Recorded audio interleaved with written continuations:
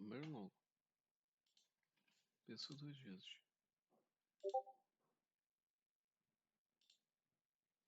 Tudo bem, na boa.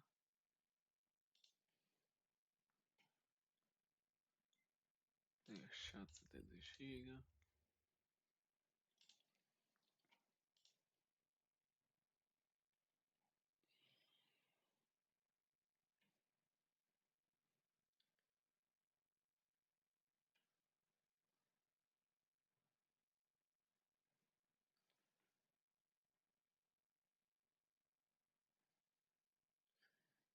Onde é que está?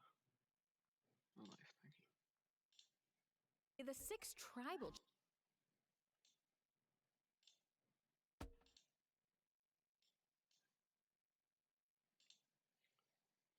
Feito. Então, vamos lá assistir à live de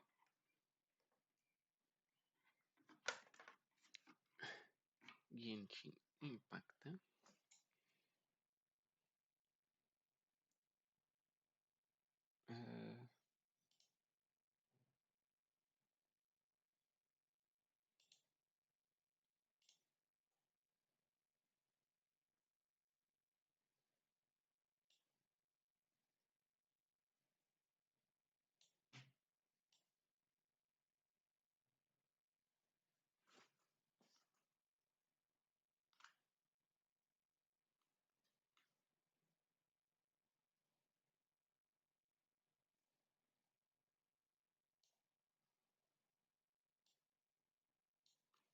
Pronto.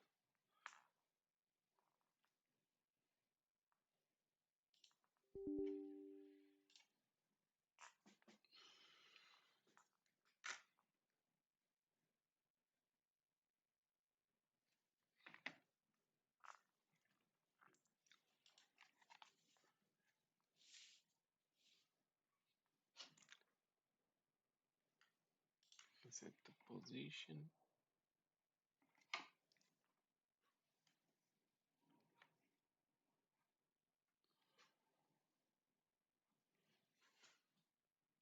Set the position.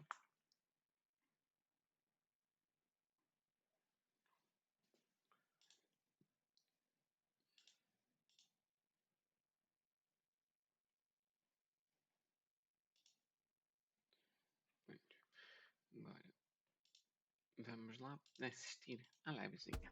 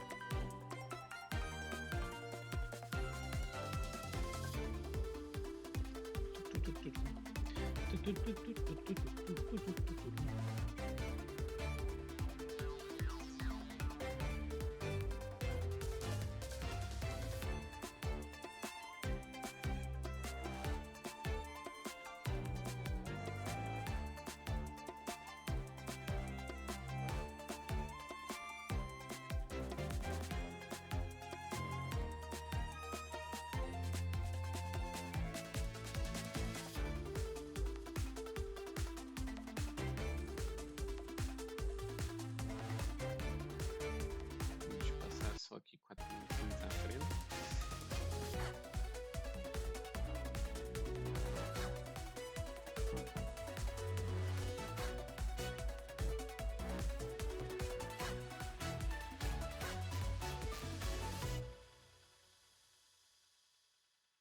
Phew! I made it. I'm not late, am I? Nope, it's just about to start. Oh, and speaking of... Hello, everyone!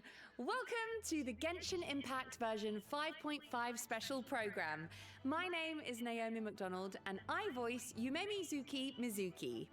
As for my co-host, if you've checked out the bulletin board at the Weary Inn, you might have heard of a warrior from the Collective of Plenty who once ate 80 people's worth of food all by herself.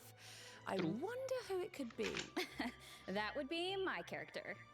Hello, everyone. My name is Jane Jackson, and I'm the voice of Varessa. Exciting! We get to host the special program together.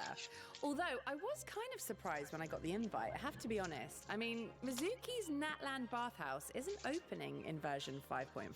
Well, actually, the theme of today's program is a travel guide, and Mizuki is an experienced traveler, right?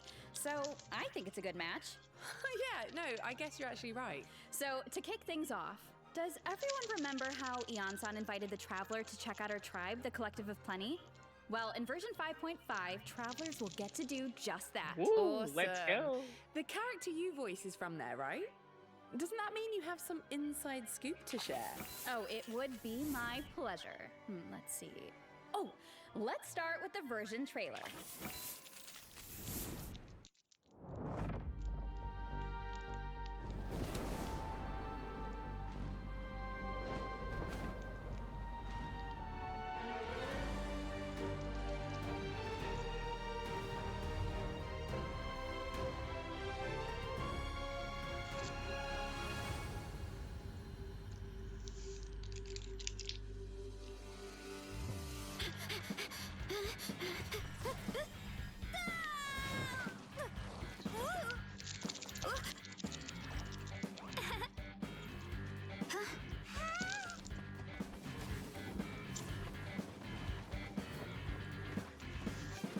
We made it! Welcome to the Collective of Plenty. What up, my dudes? The name's Aoife, a vet from the Flower Feather Clan. Nothing gets the blood pumping like a contest to see which tribe's the strongest, huh?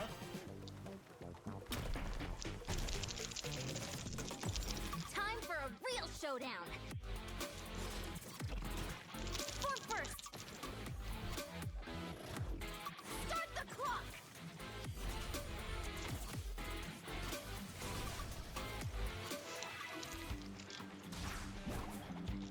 Anyway, I'm sorry, but I gotta get some food in me.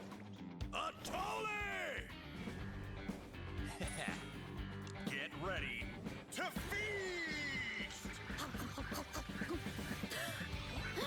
More, please.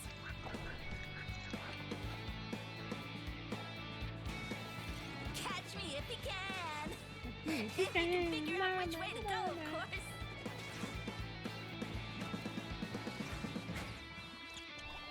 Evil jerk of a mushroom!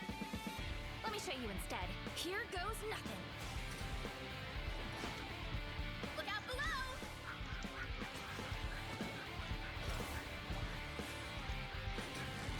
Hero incoming! Ultimate flying kick!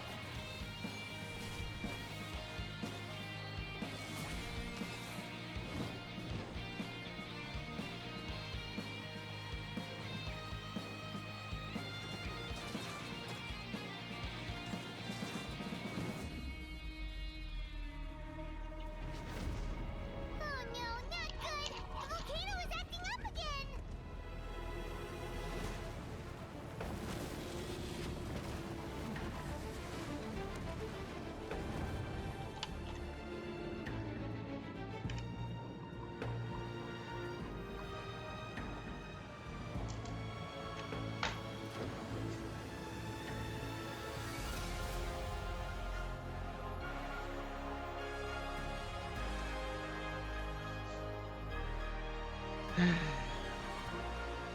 Ding dong.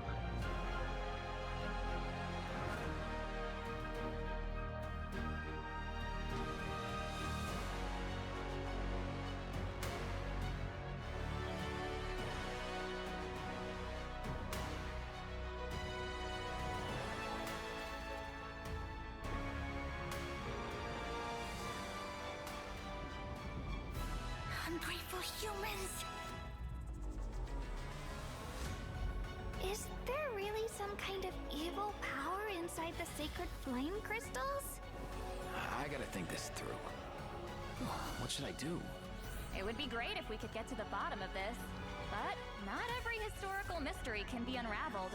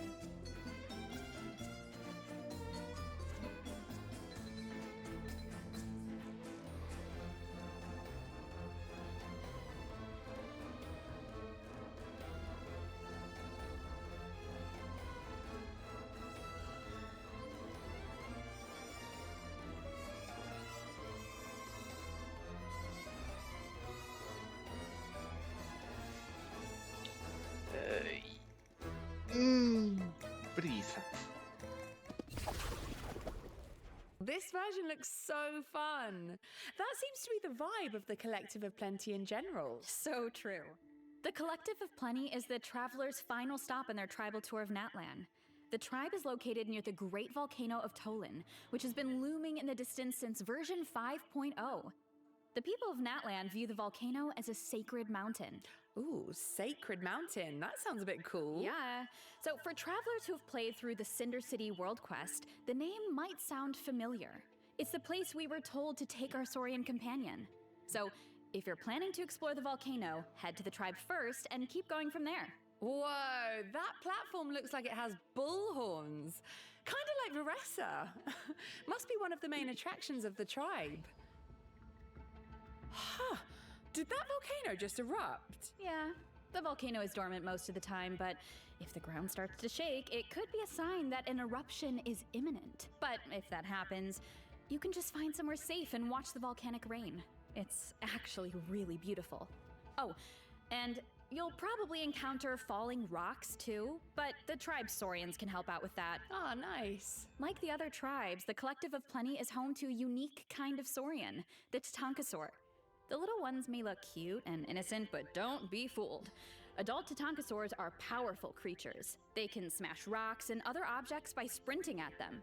Striking something with their horns triggers their fighting spirit, enabling them to perform a second sprint, which is faster, more powerful, and allows them to briefly dash across water or liquid phlogiston. Tatankasaurs are gentle creatures at heart, but when they get serious, their brute strength is nothing to scoff at. Take advantage of the indwelling mechanic during exploration, and no obstacle will be able to stand in your way. Sweet. Oh, I should also mention, Veressa has a Tatankasaur companion of her own. Her name is Venham. Oh, she even has a little bow on her leg. What's she doing? Oh, looks like she's keeping watch over the orchard for Veressa. And speaking of the orchard, let's look at some of Veressa's food favorites. Okay. Veressa's family owns the orchard, so it looks like their fresh fruit made the top of the list. Being so close to the volcano makes the Collective of Plenty a great farming area, so the fruit is even more delicious. Oh, what about that? What's the Epic Feast Showdown? Well, it's actually a speed eating contest featuring a ton of delicious food. The servings are that big? How do people even finish something like that? Come hungry, I guess?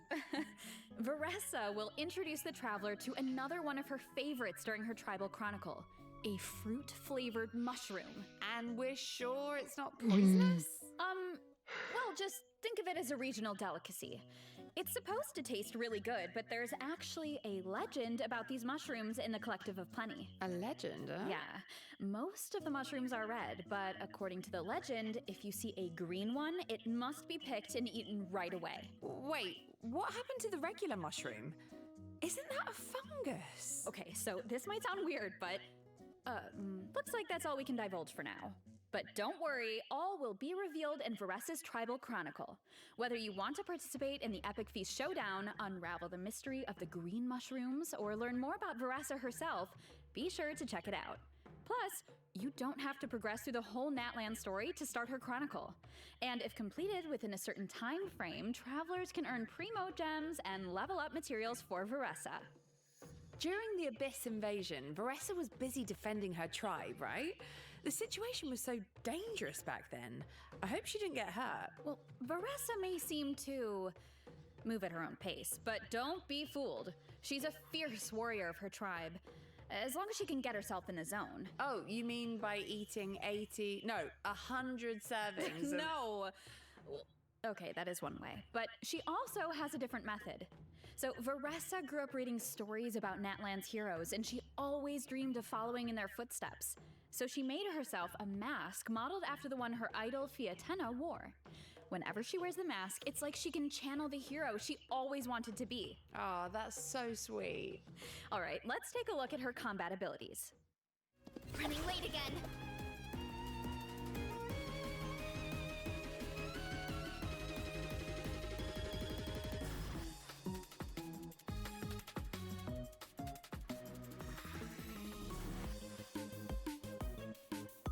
Ouch! Ouch! Ouch! Headbutt!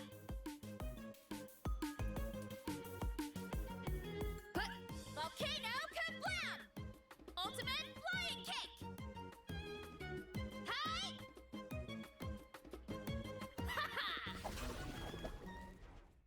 Oh my god, the heart effects.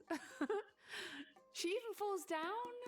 That's so adorable. Without the mask, Varessa's movements can be a bit uncoordinated, awkward, and clumsy. But once she has the mask on, her demeanor does a complete 180. Oh, yeah, this girl's got wrestling skills. Definitely. But the core of her kit is actually her plunging attack. Oh, really? Yeah, kind of different, right? Varessa uses the momentum of her charged attack to leap into the air and then plunge toward her enemies. After unleashing her elemental skill, tapping her normal attack will allow her to quickly perform a charged attack and then attack with greater speed. Wow, she seems a lot more lithe, and her moves seem more forceful. Forceful is right. Varessa gains Night Soul points by hitting enemies with her plunging attack. When her Night Soul points reach maximum level through this method, Varessa can enter a special state and consume Night Soul points to unleash an even stronger plunging attack. So this must be the hero state you mentioned before, when she wears the mask and channels her idol. Wow, yeah, her moves definitely look so much more confident now. That's for sure. The combination of her elemental skill, charged attack, and plunging attack is where her kit really shines. Plus, when in this state, for a brief period of time after performing a plunging attack, Varessa can unleash a special elemental burst. Oh, I get it. So the on-screen indicator around her signals when you can unleash it. Yep, and during her normal elemental burst, Varessa dons her mask, enters her special combat state, and unleashes a powerful flying kick against her enemies. Whew, that's a strong kick. Of course, adventuring isn't all about combat. Like the Saurians of her tribe, Varessa is good at sprinting, jumping, and smashing through obstacles in her way. Yeah, I was gonna say, that leg spinning animation when she sprints is just so cute. Yeah, plus, if she encounters an obstacle on the road, she can just leap right over it. Yeah, she jumps pretty high. Varessa's a great fighter when she needs to be, but she doesn't do too well in a competition setting. She's afraid of hurting other people. Ah, okay, so she's all raw power and no control, huh? I bet Yansan could help with that. Varessa's one of her students, right? Yes, and Yansan's ancient name means power, so if anyone can teach Varessa about wielding immense strength, it's her. Oh, speaking of Yansan, it seems like our travel guide has some information about her. Yes, these are some of Yansan's tips for a successful visit to the Collective of Plenty. So, let's take a look at some of the recommended activities around her tribe. The Collective of Plenty is all about brute strength, so wrestling matches are a popular activity, especially between people and Saurians. If you're interested, head to the wrestling arena to check it out. Whoa, that looks like a close match. Travelers might also spot matador Monitors around the outskirts of the tribe. I get the name now. They definitely look like bullfighters. Or, I guess, Saurian fighters in this case? Anyway, these little guys are pranksters that like to taunt the Tatankasaurs with their banners. In true Collective of Plenty fashion, the best way to get rid of them is by charging straight at them. Of course, we can't forget about the most popular pastime in the tribe, exercise. And since Ian-san is a professional trainer, a lot of people come to her for nutrition plans, training plans, and strength training exercises. I mean, she can do it all. Yeah, but it's quite the contrast seeing her train people who are so much bigger than her. But once you learn about her personality, I feel like you don't even notice her height anymore. She just definitely seems dependable and supportive. Definitely. So let's take a look at how all that training plays out in combat. You haven't quite hit your reps for today. Come on, one more set. Controlled breathing.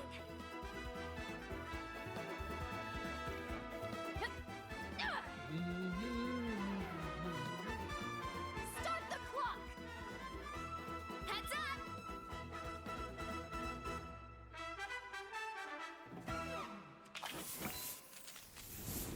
As you can see, Ian-san is an electro polearm user. Polearm? But isn't that a barbell? Hey, a barbell can be an effective weapon, but only in the hands of an experienced in-game professional, of course.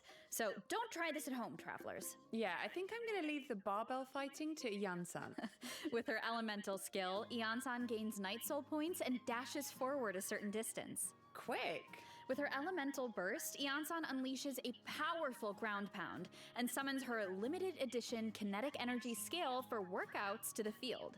Wait, what does that do? The energy scale follows the active character and boosts their attack based on Eonsan's own attack and amount of Night Soul points. The more Night Soul points she has, the higher the boost. Ah, okay. So it's better for Eonsan's Night Soul points to remain high. Yes, exactly. And that's where the energy scale's other function comes in. The energy scale logs the distance the active character has moved, excluding Eonsan herself. The more Eonsan's party members move, the more Night Soul points she gains, which means her attack buff is higher. Wow, okay, so it all comes down to the amount of exercise. Very fitting for a trainer. So Eonsan probably works best with characters who use movement abilities in combat. That's true. Although, because of that, her buff isn't restricted to a specific AoE, so moving around is kind of the point. I'm sure travelers will figure out all sorts of cool team comps. That's so nice. Also, when a nearby party member triggers a Night Soul burst, Eonsan obtains the warming up effect through one of her talents, allowing her to continuously restore HP to your current active character for a period of time. Oh, I like that. Because recovery is definitely important in training too. Eonsan's training comes in handy for exploration as well. In the Night Soul's Blessing state, Eonsan's movement speed is enhanced, and holding the sprint button allows her to enter the even faster at rush state. Wow, that's lightning fast. Looks like Eonsan's got some serious athletic ability. I really like how all her skills suit her profession. Yeah, I feel like her training philosophy really shines through. It takes constant, dedicated practice to truly harness your power. And that's definitely what makes Eonsan so effective against her enemies. Yeah. Oh, speaking of enemies, I see a danger notice here. Right. Well, travelers need to defeat this creature to get Veressa's Ascension materials. It uses scalding lava and rocks to attack its foes, so make sure you're prepared, travelers. This monster kind of reminds me of the lava enemies we faced before. The ones afraid of pyro attacks. Oh, you're right. It's like an extreme version of those enemies, and it works in a similar way. Hit it with enough pyro attacks and it will change form, giving you an opportunity to strike. Now is also the perfect time to talk about an improvement to the boss tracking system. Starting in version 5.5, clicking on a boss icon on the map will allow you to more quickly navigate to its location. Oh, nice. Well, that should make farming a lot easier. All right, I'd say it's about time for our first break. Oh, wait, we forgot something important. Oh, of course, the event wishes. In the first half of version 5.5, we'll have event wishes from Veressa and Xianyun. Eonsan will also enjoy a drop rate boost. Plus, a new 5-star catalyst, Vivid Notions, will be featured on the weapon banner. And in the second half of version 5.5, we'll have returning event wishes for Shilonen and Venti. All right, now we can actually take our first break. See you soon!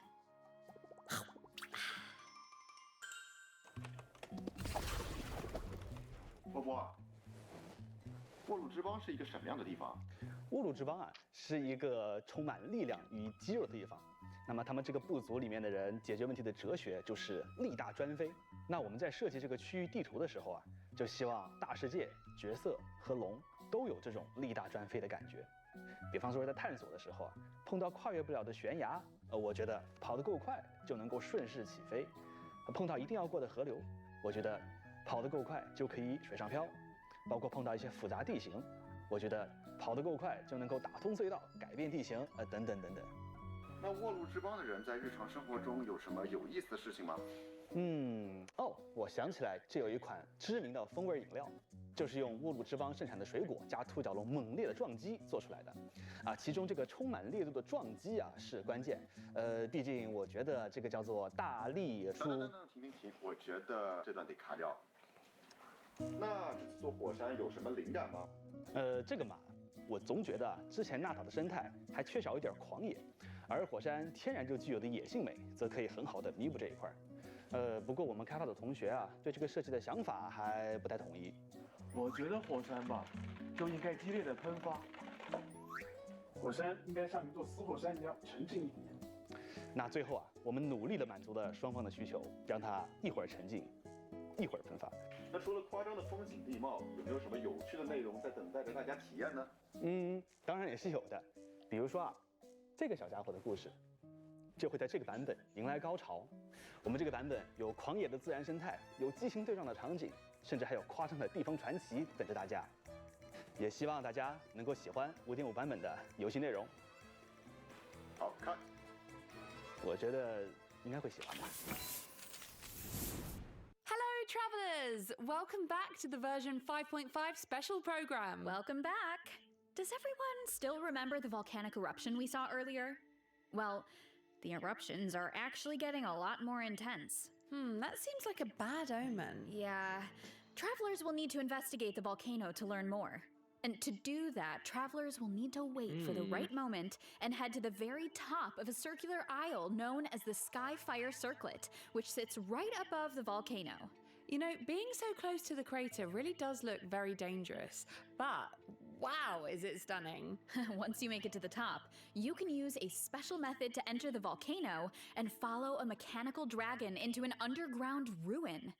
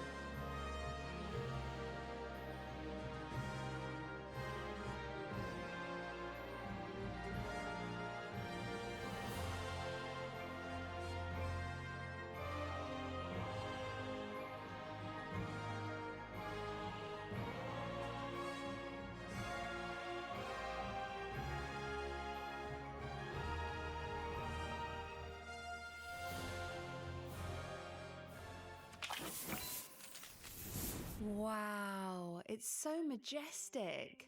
I thought the inside of a volcano would be nothing but lava and rock, but this place is more like a city. There have long been legends in Natlan that speak of a sacred city and a volcano. And that's exactly what this place is. It's the sacred city of Tolan, built by the Dragonborn of ages past. Wow, the shattered sky looks so cool, and these mechanisms look so advanced. Yeah. Travelers might notice a certain resemblance to the Secret Source automaton. And that's because everything you see here, the Secret Source servants, the dragons circling the sky, the giant structures, are all relics from the age of the ancient dragons. Those flying ones are called Secret Source Dragon idols, right? Wow, we can actually ride them! This dragon technology is really impressive. So unfortunately, due to the previous war between dragons and humans, along with years of abyssal corrosion, the city doesn't operate like it should. The war between dragons and humans? What happened? A few clues were revealed in Ochkanatlan, but there are more secrets to uncover this time, and travelers will need the help of a very special Saurian along the way. Ooh, I'm guessing that means it's time for another adventure with Little One? Absolutely, that's right. Travelers might remember that during the Cinder City World Quest in version 5.2, a mysterious dragonborn said venturing to a sacred city was the key to dispelling the Flame Lord's blessing and unraveling the mysteries surrounding Little One. I know a lot of people can't wait to get to the bottom of that curse and learn more about the so-called Chosen of Dragons. And it looks like exploring this place might give you some answers. Not just answers, but also rewards. A total of 400 Primo Gems in exploration mission rewards are up for grabs by exploring the new 5.5 regions. These rewards will be available through version 5.6, so don't miss out. All right, let's get into the version 5.5 events. Yes, similar to the Sacred Dragon City, our first event gives travelers the chance to learn about Natlan's past. Tournament of Glory and Bloom. So it's a competition? Yeah. The name of the event is a reference to the Bloom Flower Trials, a kind of competition that hasn't been held in Natlan for a long time. Ooh, mysterious. So why is it being held now after so much time? Well, the main reason is to help an ailing Saurian. Oh, the little Tapetlosaur wearing the hat. Yeah, he's a brave little Saurian who contracted a rare illness during the fight against the Abyss. So the tribal chiefs enlisted the help of a professional Saurian vet, Aoife. Hey, Kukuku's there too. Of course. He's Aoife's assistant after all, and a very capable one at that. No way, bro! Yes way, bro! According to Aoife, if we want to save this Saurian, we need to collect sacred flame crystals, a special resource that can be obtained when tribes fight against each other during the Bloomflower trials. Oh, I would do anything to help that little guy. I know. And luckily, the 6 tribal chiefs agree. But that's not the only purpose of the tournament.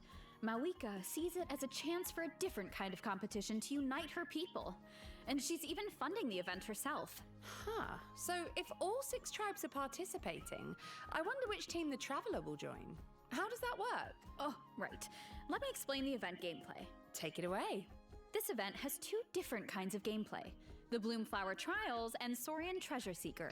In the Bloomflower Trials, travelers will fight alongside their companions in an inter-tribal competition that puts their offensive and defensive capabilities to the test. For example, this is an offensive battle with Mualani. In offensive battles, you need to break through the enemy's defensive barriers to capture their stronghold. Your allies will provide valuable support on the battlefield. Use their skills to your advantage to complete various stage events and seize the enemy's main base. And this one with Varessa must be a defensive battle. That's right. In defensive battles, you need to prevent your flag from being destroyed and work with your allies to protect your base. Wow, so it's a true standoff between the tribes. Uh-huh. In this event, when you're competing, you're having fun. Okay, so what about the Saurian Treasure Seeker? Basically, travelers need to guide Saurians on a treasure hunt by switching the indicated direction at various intersections while collecting treasure and avoiding hazards along the route, like hilly trail patrols and lava eruptions. Ooh, looks fun. Plus, different Saurians have different abilities, so make sure to choose the best route. Oh, I should also mention, completing this event will give travelers the chance to invite Auroron to their party. Version 5.5 also has other exciting events in store. The first one is a more light-hearted co-op event. Travelers can either randomly match with other players or team up with friends. Co-op with friends is always so fun. Yeah, in this event, the goal is to collect as many adventure coins as possible. Interact with item boxes scattered around the challenge arena to obtain key resources to secure victory. Oh, so the items help you mess with other players and prevent them from earning points? Yeah, that's right. Plus, everyone has a designated character, so make sure to use their skills to your advantage. Whoa, 4 Mawikas? I can't even tell them apart. So I guess if you're gonna mess with another player, then you better target the right one. Oh, definitely. Especially because rewards are on the line. So this next event looks like it takes place at the People of the Springs. That's right. It's called Rhythm Ball Metzli. Mualani invited the traveler to her tribe for a special music festival. Shilonen and Mizuki are going to be there too. Sounds nice and relaxing. I feel like Shilonen needs that in her life. True. In this event, the goal is to strike incoming balls with the paddle to smash the blocks. The paddle's element changes based on your character's elemental type, so you can even trigger elemental reactions. All you need to do is hit the balls to the beat to defeat the boss. Oh, well, that doesn't seem too hard. No, but this next event might be. Ooh. So, Unlimited Fighting Championship features 5 stages of high difficulty combat challenges. Each stage is divided into 2 halves. In the first half, you need to follow the directions specified in the challenge to earn buffs, which should give you an edge in the second half as you face off against formidable bosses. Your chosen difficulty determines the max HP of the bosses. Wait, 9,999 times HP multiplier? Is that even possible to defeat? Well, let's just say the highest difficulty doesn't take the word challenge lightly. Okay, well, this next event has to do with artifacts. So within the event period, you can earn double the artifact drops. So if you need to do Let's some go. artifact farming, don't miss out. Travelers can also look forward to a new artifact domain and 2 new artifact sets in version 5.5. Ooh, nice. Double drops are here just in time. Yup, and plus, I heard the Long Night's Oath set tells the story of light keepers who fought against the Abyss and Not Cry. Light keepers. Wow, Not Cry seems so mysterious. Lore keepers, get your pens ready. Absolutely. So be sure to check out the story behind the artifact set if you're interested. All right, moving on to Repertoire of Myriad Melodies. Ooh, are we getting a rhythm game update? Absolutely. Certain Natlan OSTs will now be available in the game. Cool, I'm sure people have been waiting for that. Future updates will continue to add more music. In addition, Natlan and Venti-inspired score themes will be added to the Treasure of Myriad Melodies shop, so check them out if you're interested. Plus, in the new update, you can now play the rhythm game in the Serenity Pot. Nice. Version 5.5 is also adding new permanent envisaged echoes challenges for Venti and Dia. Complete them to earn their corresponding echoes. Ooh, Dia's flames are so cool. Oh, and Venti's echoes look like feathers in Cecilia's. Very fitting. So check them out if you're interested. Yeah, and good luck with the challenges. Travelers can also look forward to some Genius Invocation TCG updates, including new character and action cards. So don't miss out, Genius Invocation fans. All right. Next up on the agenda is... Our break for the 3rd redemption code. See you on the other side, travelers.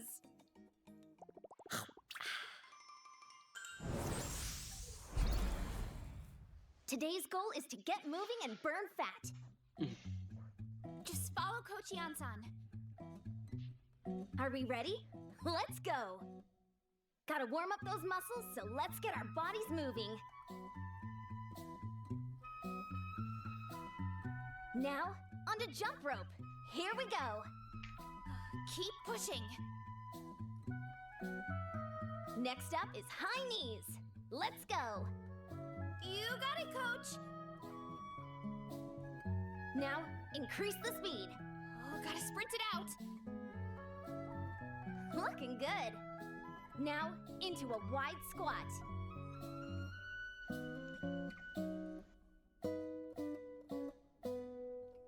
You're amazing, Coach. Keep it up. You can do it. Hang in there. We're gonna alternate punches and knee drives.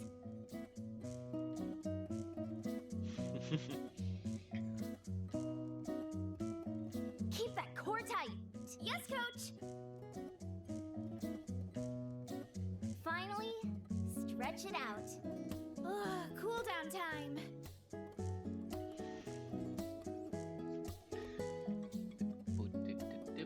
All right, that's it for today's session. See you tomorrow. Don't miss out. Welcome back. Woo! Let's jump right into some system optimizations. First, the Sanctifying Elixir, which travelers can use to generate artifacts, now has a guarantee. Ooh, what kind of guarantee? So starting in 5.5, for artifacts defined with Sanctifying Elixir, as you raise them to maximum level, at least 2 substat enhancements along the way are guaranteed to be applied to your targeted substats. Hopefully, this improves the leveling experience. Yeah, definitely sounds like it'll be easier to get the artifact you're aiming for. This next update should also be useful. In version 5.5, the treasure compass will now be able to detect more treasure locations, including the new kind of Munitu's in the Collective of Plenty region. Oh, nice. So that should make it easier to farm those primo gems. Exactly. Plus, in addition to the boss tracking update we mentioned earlier, there will also be updates to the mail system, so be sure to check out the developers' discussion for further details. And we also have a piece of out-of-game news to share. So Genshin Impact is teaming up with Seagate to release an external SSD. Let's take a closer look at the collab.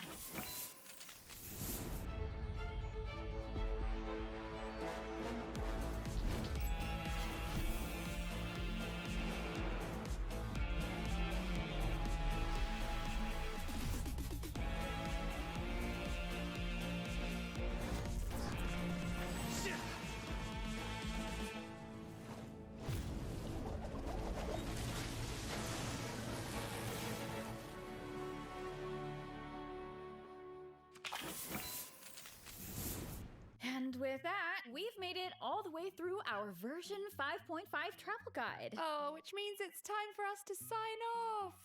But guys, it's been so fun. We hope you've enjoyed it. We've really enjoyed seeing all of this new stuff that's about to come out. I'm really excited for the updates to the permanent content, particularly the echoes. I think that looks awesome. Definitely. I'm really excited to see which other characters are going to have echoes. I was thinking if Vanessa has one, it's got to be food themed, right? It's going to be absolutely. like mini donuts or Tacos? yeah, to tacos, just like flying out of the back of her. I mean, hope that so. sounds delicious. Well, you wouldn't want them to drop, though, you know. No, I'm sure she'll still eat them. Totally. 3-second rule. Well, I am super excited for everyone to get the chance to meet Vanessa and have fun with her in game, learn a little bit more about her. I don't know, can't wait. And I'm still thinking a little bit about just that sacred city of Tolan, learning more about that. Just seemed super interesting to just explore this whole different world within a world in a way. So exciting. yeah, well, it's time for us to say goodbye. So bye, travelers. See you in game. Bye, guys. Bye.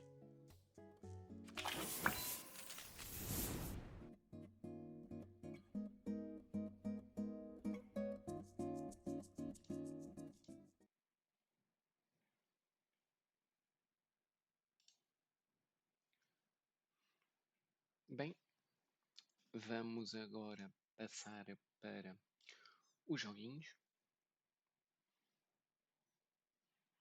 Wait a minute, que agora tenho que ir aqui. Reset the position, settings. Foda-se.